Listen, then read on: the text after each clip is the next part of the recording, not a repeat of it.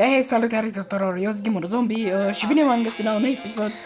Astăzi vom reacționa la trailerul din FNAF 1. Vom începe o serie de FNAF 1. Știu că am postat un videoclip, dar ăla a fost de test cu legenda FNAF. Și nu, băieți, dacă vă place această idee, nu uitați să apăsați butonul de like, deoarece orice like contează din partea fiecăruia. Haideți, băieți, la acest video să strângem 5 like-uri și o să fac următorul episod.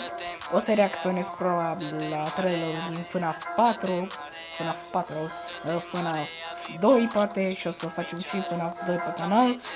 Și nu știu, dacă vă place această idee cu FNAF-ul, apăsați butonul de like.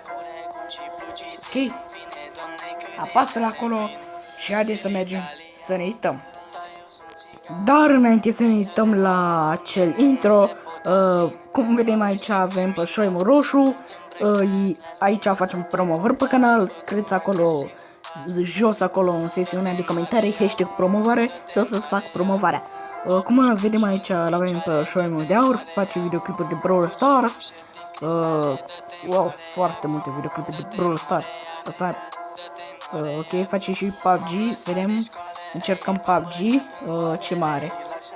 Ne-am făcut o bază nouă, Clash of Clash Royale.